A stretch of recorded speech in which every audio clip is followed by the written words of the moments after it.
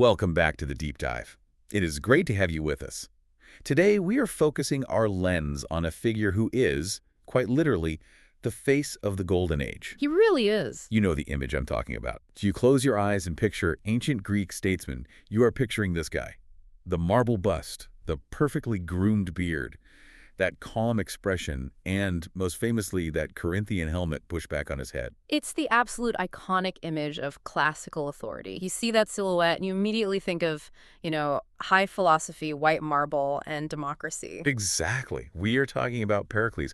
But usually when we see that bust in a museum or a textbook, the caption is something like champion of democracy or builder of the Parthenon. Right. The man who stood at the summit of Greek civilization, the peak of the peak. But as I was going through the stack of sources for this deep dive, and we have a lot, from the history of Thucydides to the biography by Plutarch, plus some really sharp modern analysis, I realized that the marble image feels a little cold, incomplete, because the guy underneath the helmet is infinitely more complicated and, frankly, a lot more calculating than the Golden Age label suggests. That is the perfect way to frame this deep dive. Because the story of Pericles isn't just a biography of a famous dead guy. It's really the story of a paradox, a massive contradiction wrapped in a toga. How so? What's the contradiction? Well, think about the central tension that runs through all the sources. How does one man turn a league of free allies into an imperial subject class? How does he beautify a city using money that, technically speaking, wasn't his to spend? Right. And perhaps the biggest question of all, how does the champion of power to the people end up ruling, as the historian Thucydides put it, as the first citizen in what was effectively a monarchy? That is exactly what we need to unpack today. Was he the ultimate democrat, or was he a master manipulator who bought his way to power and held it with an iron grip? It's a tough question. So let's start with the man himself, and we have to address the helmet. In almost every statue, Pericles is wearing it. I always assumed it was just to show he was a general, a strategos. Right, his official title. Like, look at me, I'm in charge of the army. It definitely signaled his rank, yes. Being a strategos was his official title, and it was a powerful, elected position. But the sources, specifically Plutarch, give us a much more amusing and human reason for that fashion choice. Oh. It turns out Pericles was a bit self-conscious. Self-conscious. The leader of Athens. The guy who stared down Sparta. Even the greats have insecurities. The sources tell us he had an unusually large, long skull. It was shaped a bit oddly, perhaps a bit elongated or pointed at the top. Wait, really? The helmet is there to hide an oddly shaped head. That feels so human. According to the ancient commentators, yes. You have to remember, Athens was a face-to-face society. It was ruthless. They didn't have social media, but they had comic poets, and those guys were brutal. So they made fun of him for it. Oh, relentlessly. The contemporary comic poets of his day, think of them as the late-night talk show hosts of ancient Athens. They were absolutely merciless. They had a nickname for him, Squillhead. Squillhead. Oh. That doesn't sound very dignified. I have to ask, what is a squill? A squirrel is a sea onion. It's got this big, bulbous, sort of layered shape. So the top comedians of Athens were calling the leader of their empire Onion Head. That's pretty much it, and that's why the helmet is always there, either down or pushed back to cover the offensive shape of his skull. That is fantastic. It really knocks him off the pedestal a bit. It's hard to take a marble god seriously when, everyone called him Onion Head behind his back. It does. And there's another story, a legend mentioned by Herodotus, that his mother, Egariste, dreamt she gave birth to a lion a few days before he was born. Now, in the ancient world, you interpret that as a symbol of power, ferocity, greatness. Or just that her baby had a really, really big head. Exactly. Yeah. The comic poets certainly took the latter interpretation. So beyond the squill head, Yeah. what was his personality like? Because he doesn't seem like a man of the people type. No, not at all. When we think of populists today, we think of baby kissing, handshaking, being out in the crowd, drinking a beer with the locals. Pericles wasn't that. The sources say he was actually quite introverted, aloof even. He avoided the marketplace, he turned down dinner invitations. It seems like he felt he was above the fray. Aloof is a good word, but it was also calculated. He was a depth thinker, an intellectual, and you can't understand Pericles' mindset without looking at who taught him. The sources all highlight his deep relationship with the philosopher Anaxagoras. Who was Anaxagoras? Why does he matter so much to this story? He was a natural philosopher, basically a proto-scientist, in a time when most people saw lightning and thought Zeus is angry, and Anaxagoras was looking for scientific explanations. He was all about nous, or mind, the idea of a rational force governing the universe. So he's bringing reason into a world of superstition. Exactly, and there's a famous story that illustrates this clash perfectly. A ram with one horn was brought to Pericles. A one-horned ram, like a unicorn. Essentially. And the seer, the religious expert, the guy whose job it is to interpret the will of the gods, took one look at it and said it was a divine omen. He said it meant that the two rival political factions in Athens would merge and power would be concentrated in the hands of whoever owned the ram. Meaning Pericles. A pretty convenient prophecy. The gods want you to rule. That's a pretty good campaign slogan. I'll see. Right? But Anaxagoras was there too. He didn't offer a prophecy. He asked for a knife. He cut the ram's skull open right there in front of everyone. No way. Yes. And he showed them that the brain was malformed and had grown into a cone shape, filling the single horn cavity because of a simple biological defect. He explained it scientifically. That is such a mic drop moment. So Anaxagoras is the voice of reason against superstition. Precisely. And he taught Pericles a certain demeanor, what the sources call a proverbial calmness. Pericles learned to speak without the frantic gestures or emotional manipulation that other politicians used. He approached politics with the kind of scientific stoic detachment. So when people insulted him, called him skullhead or tyrant, he didn't snap back. No, he endured it with this philosophic cool, which I imagine must have been incredibly frustrating for his enemies. It's like arguing with someone who refuses to get angry. It projects total control. But here is the puzzle. We have this intellectual, slightly onion-headed, stoic aristocrat who prefers science to parties. How does he become the leader of the democratic faction? Because on paper, he sounds like an elitist. That's the million drachma question, and the answer is pure political genius, born out of a fierce rivalry. You can't understand Pericles' rise without understanding the man he had to beat, Simon. Simon. He was the big man on campus before Pericles. Simon is fascinating because he is the archetype of the old guard. He was a war hero, a conservative, and crucially, he was fabulously wealthy. And I don't mean just rich. I mean, I own half the county rich. And he was incredibly generous with his own money. The sources have these amazing anecdotes about him. Like he literally took down the fences on his property so anyone could just walk in and pick fruit from his orchards. Yes.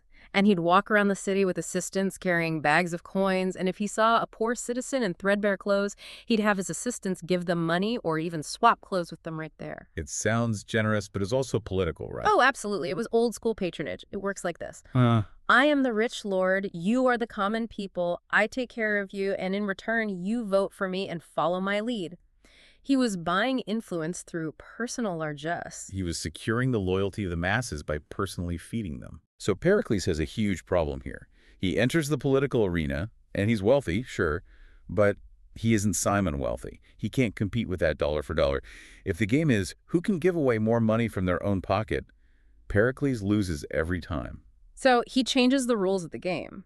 This is the pivot that creates what we call radical democracy. Since Pericles couldn't use his own private fortune to win over the masses, He decided to use the state's fortune. that is the massive shift. Instead of handouts from a rich guy, he institutionalizes payments from the public treasury. Okay, so what does that look like in practice? The big one is jury pay. Before this, if you served on a jury in Athens, and Athenian juries were huge, hundreds of people, you did it for free as a civic duty.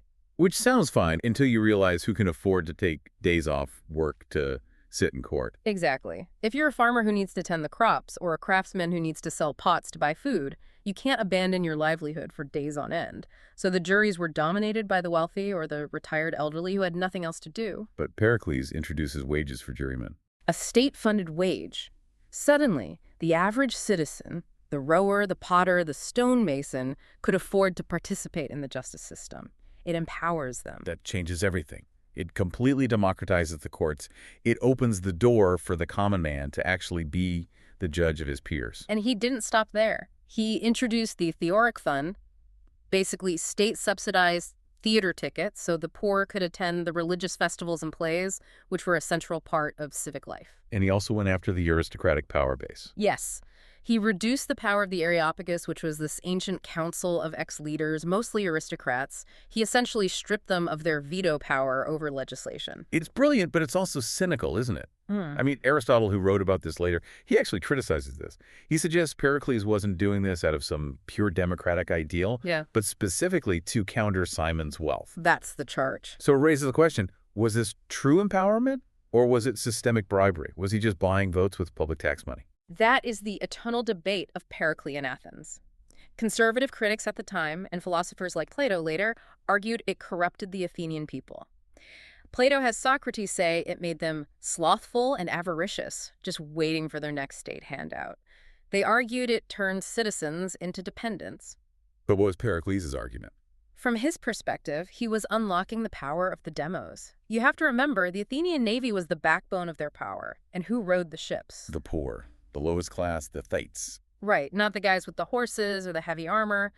The poor rowed the triremes. Pericles' logic was, since they physically powered the fleet that protected the city and its trade, they deserved a real stake in running it.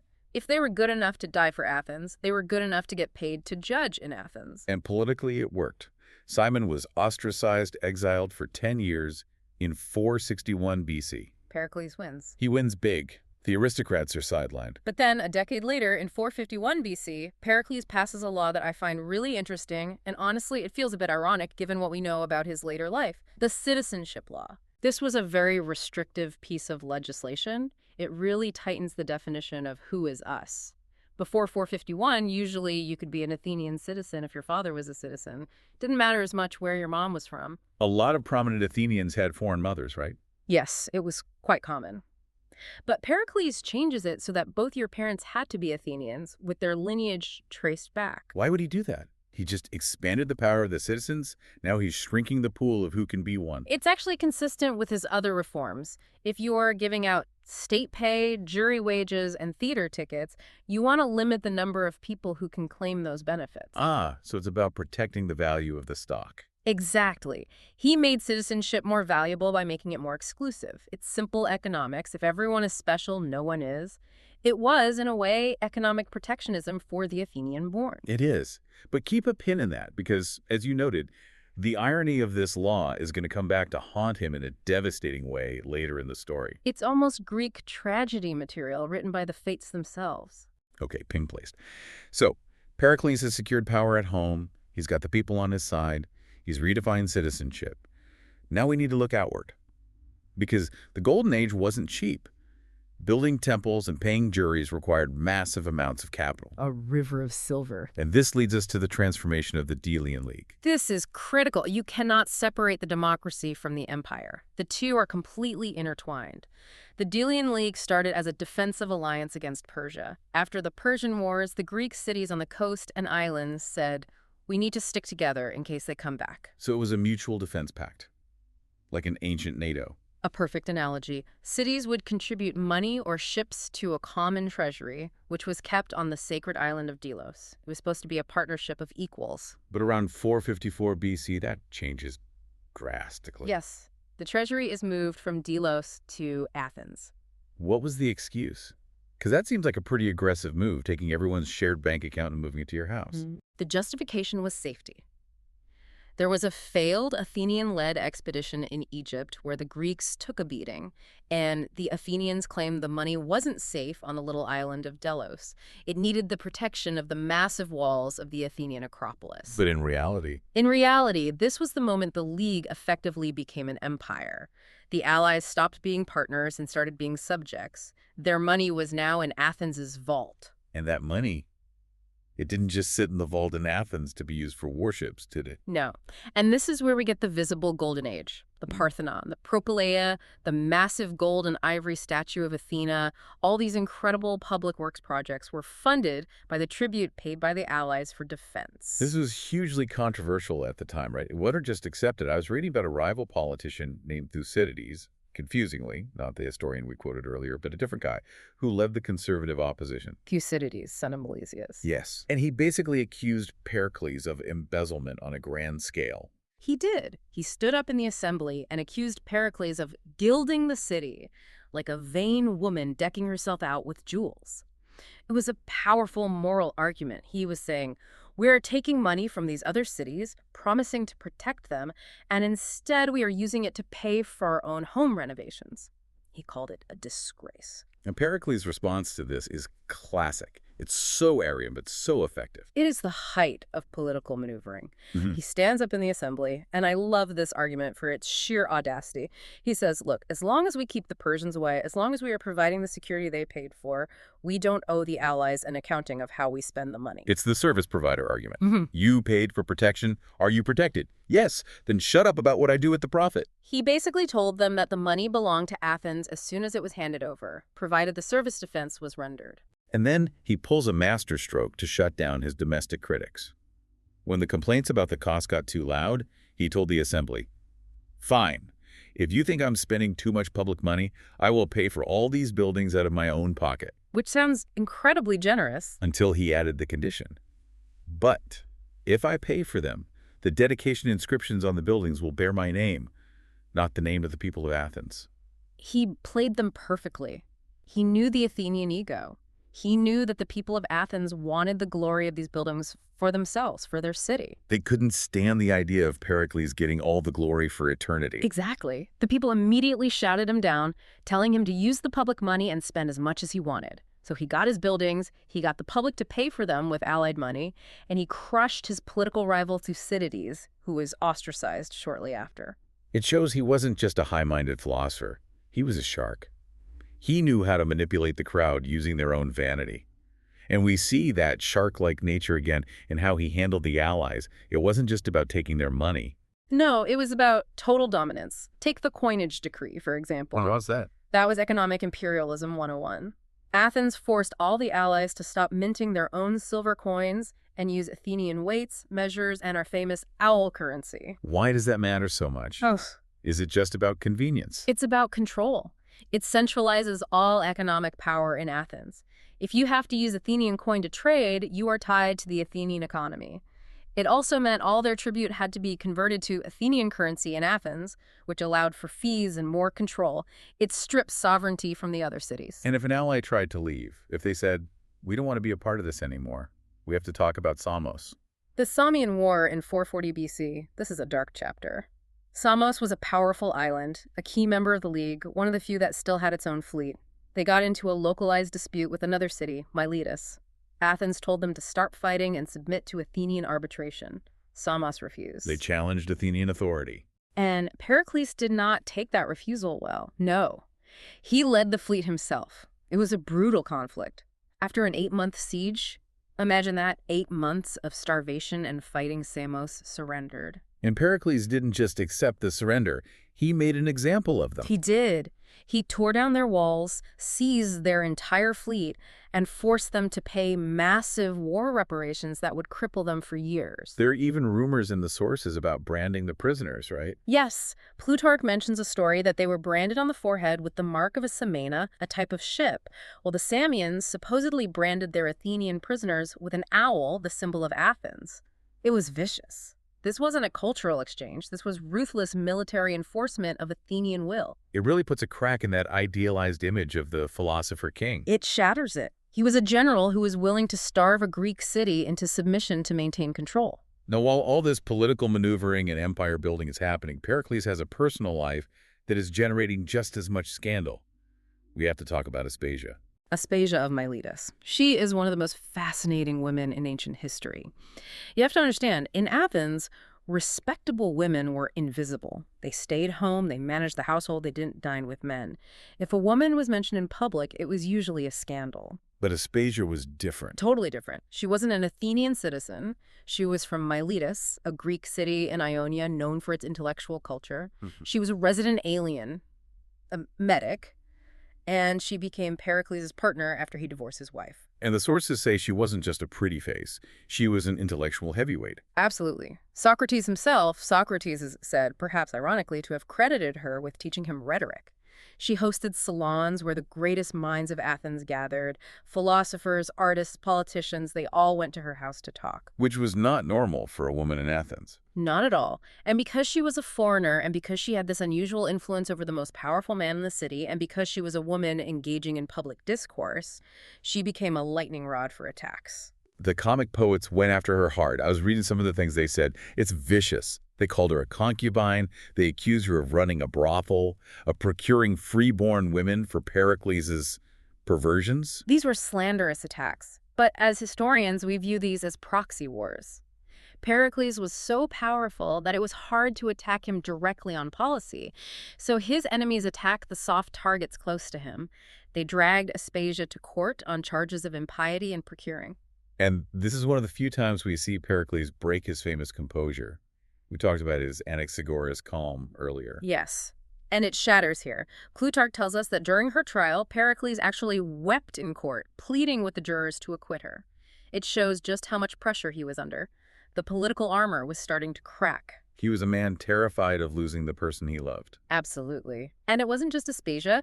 Phidias, the famous sculptor who was the artistic mastermind of the Parthenon Pericles' close friend, was also targeted. Right. They went after him for corruption first. They accused Phidias of stealing gold meant for the giant statue of Athena, but Pericles and Phidias had anticipated this. They knew their enemies were watching, so they had made the gold plates on the statue removable. So they could be weighed. Exactly. When the accusation came, they took them off, weighed them, and proved no gold was missing. So when the theft charge failed, they pivoted to religion. They pivoted to impiety, a much more dangerous charge. On the shield of the giant statue of Athena, in the detailed battle scene, he had carved two figures that were suspiciously recognizable. Who were they? A figure of a bald old man lifting a stone, which looked just like Phidias, and a warrior fighting an Amazon who looked exactly like Pericles. So they were putting themselves into the religious iconography of the city, like photobombing the gods. That was the charge, Yeah. sacrilege. And in the religious climate of Athens, that was a serious crime. Phidias was thrown in prison and died there. It was a clear warning shot to Pericles. His inner circle was being picked off. The political atmosphere was getting toxic. And this instability brings us to the edge of the cliff, the Peloponnesian War. The big one. The war that ends the Golden Age. There is a lot of debate about what started it, but Pericles plays a huge role in the escalation, specifically with something called the Megarian Decree. This is often compared to modern economic sanctions. Megara was a neighbor of Athens, but they were allies of Sparta. There were some grievances. Athens claimed Megara was farming on sacred land and harboring runaway slaves. So Pericles proposed a decree that banned Megarian merchants from the Athenian market in all the ports of the empire. Which, in a trade-based economy, is a death sentence. If you can't dock at any Athenian-controlled port, you can't trade. You starve. It strangled their economy. Sparta, seeing their ally being crushed, sent an ultimatum to Athens: revoke the decree, or it is war. This seems like a moment where a different leader might have negotiated. Okay, let's back off the sanctions to avoid a massive war with the only other superpower in Greece. But Pericles digs in. Why? He believed that concession was a sign of weakness. He argued to the assembly that if they gave in on this small point, Sparta would just come back with bigger and bigger demands. He believed war was inevitable because Sparta feared Athens' growing power. So he preferred to fight it on his terms while he was still in control. He basically said, if we yield now, we are admitting we are afraid of them. Exactly. And his terms for fighting the war, they were radical. We call it the Periclean grand strategy, or the strategy of denial. Can you explain what he expected the Athenians to do? It sounds almost counterintuitive. It was counterintuitive to everything Greek culture stood for. The Greek ideal was the hoplite farmer. You defend your farm, you defend your crops. If the enemy marches on your land, you march out and meet them in battle. That's honor. And Pericles says, don't do that. Right. He told them, the Spartan army is invincible on land. If we fight them in a pitched battle, we will lose. So if they invade our countryside, Attica, let them. Let them. Just let them burn everything. Let them burn your farms. Let them cut down your olive trees, which take a generation to grow back. Do not engage. Instead, bring the entire population of the countryside inside the long walls of Athens. We should visualize these walls. Athens was connected to its port, Piraeus, by these massive fortified walls, creating a secure corridor to the sea. Exactly. It was a giant fortress city. Pericles effectively turned Athens into an island on land.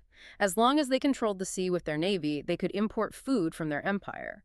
They didn't need the farmland of Attica. His plan was to stay safe behind the walls and use the navy to raid the Spartan coast and exhaust them. A war of attrition. But imagine the psychological toll of that. You are a farmer. Your family has worked that land for generations. You are standing on the Acropolis looking out over the walls, and you can see smoke rising from your own house. You can see the Spartans burning your livelihood, and Pericles is standing there saying, "Don't open the gates." The anger was palpable. Thucydides describes the outrage. They hated him for it. Young men were gathering, demanding to march out. They felt emasculated like cowards. So what did he do? He actually refused to convene the assembly during this time because he knew that if he let them vote, they would vote to march out and fight and they would be slaughtered. So he suspended the democratic process to save the democracy. In a sense, yes. He relied on his massive personal authority to hold the strategy together against the will of the mob. He acted more like a dictator in that moment than a democrat. It's in this context, in 431 BC, after the first year of the war, that he delivers the famous funeral oration. One of the most famous speeches in history. Thucydides records it. It's nominally a speech to honor the war dead, but Pericles turns it into a soaring defense of the Athenian way of life. He doesn't just talk about the soldiers, he talks about why Athens is worth dying for. He has those famous lines. He says, "We cultivate the mind without loss of manliness." He calls Athens the school of Hellas, the school for all of Greece. It's an idealized vision. He praises their democracy, their openness to foreigners, their culture. He tells them that unlike the Spartans, who are brutally drilled from birth to be soldiers, Athenians live freely and yet are just as brave when the time comes. It's a beautiful piece of rhetoric designed to boost morale. He's telling them we are superior because we are free. Yes, but it's beautiful rhetoric delivered on the brink of a horrific disaster. Because while he is giving this high-minded speech, the conditions inside those walls are creating a biological nightmare. That is the tragedy of Pericles' strategy. The long walls worked against the Spartans, but they created a perfect petri dish for disease. You brought the entire rural population into a cramped city with no proper sanitation for that many people. People were living in shacks, in temples, in the streets. And in 430 BC, the plague hits. It was devastating. Scholars still debate what it was. Typhus, typhoid fever, maybe a viral hemorrhagic fever like Ebola. But the description by Thucydides, who actually caught it and survived, is the stuff of nightmares. What does he describe? I think it's important to understand just how bad this was, to understand why the city turned on Pericles. He describes a burning fever inside the body, so hot that people couldn't stand to wear clothes and wanted to throw themselves into cold water. Red, inflamed eyes, throats and tongues bleeding, horrible breath, skin breaking out in pustules and ulcers. And it moved fast. Incredibly fast. People died in 7 or 9 days. And because of Pericles' strategy of overcrowding, the disease spread like wildfire. It killed perhaps a third of the population. An apocalypse. And Thucydides talks about the breakdown of law, right? People just stopped caring. Total moral collapse. People saw the good dying alongside the wicked. They saw rich and poor dying alike, so they stopped obeying the laws of gods and men. They spent their money on immediate pleasures because they didn't think they'd live to see tomorrow. The school of Hellas turned into a charnel house. And naturally, the people turned on Pericles. They did. The mood shifted instantly. They blamed him, not unfairly, for the conditions that allowed the plague to thrive. They fined him heavily. They stripped him of his generalship. For a brief moment, the first citizen was cast out. But the personal tragedy for Pericles was even worse. The plague didn't care about rank. No. It took his sister, it took many of his closest political allies, and then it took his 2 legitimate sons, Pericles and Xanthippus. This is the moment that breaks him. It is. Plutarch tells us that Pericles was a man who prided himself on his stoicism, on never showing emotion in public. We talked about that earlier, the Anaxagoras training. But at the funeral of his last surviving legitimate son, when he went to place a wreath on the body, he broke down and wept uncontrollably. It's a heartbreaking image. And here's where the irony of that citizenship law from 451 BC comes back to bite him. Exactly. Remember, he had passed a law saying you were only a citizen if both parents were Athenian. His 2 legitimate sons were gone. He had 1 surviving son, Pericles the younger, but his mother was Aspasia. The foreigner from Miletus. Right. So by his own law, his last remaining son was an alien. He couldn't be a citizen, he couldn't inherit, he couldn't hold office. The family line of Pericles was effectively extinct. So what did he do? He had to humble himself. The great Pericles had to go to the assembly and beg them to make an exception to the very law he had created. He had to ask for special treatment for his own family. He had to admit that his law was cruel when applied to himself. And did they grant it? They did. Perhaps out of pity or a recognition of his past service, or maybe just because the city was so broken they needed any experienced leadership they could get. They reinstated him as general and legitimized Pericles the Younger. But it was too late for Pericles himself. He dies not long after, in 429 BC, about 2.5 years into the war. Was it the plague? Most likely complications from it, yes. It seems he caught a slower, wasting form of the disease. He lingered for a while, growing weaker. There's a final scene at his deathbed that I think sums him up perfectly. His friends are gathered around. They think he's unconscious. Right. And these are the leading men of Athens. They are sitting there listing his great achievements, his 9 trophies of war, the temples he built, his political victories. They are writing his eulogy while he's still breathing. And suddenly, Pericles speaks up. He interrupts them. He corrects them. He tells them they are praising him for things that were partly due to fortune or luck, or things that other generals had also done.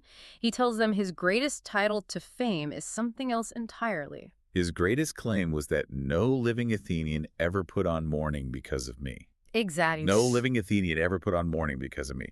That is a bold claim. What exactly did he mean by that? Because, let's be real, thousands of Athenians had just died in the plague he helped facilitate. It's a very specific claim about his internal political conduct. He meant that in a city notorious for political violence, ostracism, and executions of rivals, he never used his supreme power to have a fellow citizen executed or destroyed out of political rivalry.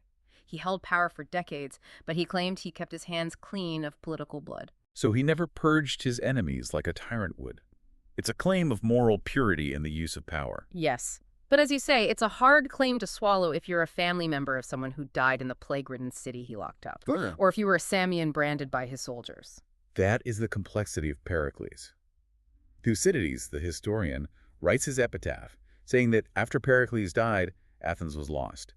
He says his successors, men like Cleon, were demagogues who just pandered to the crowd's worst impulses. Thucydides has this fearless assessment. Athens was, in name, a democracy, but in fact governed by its first citizen.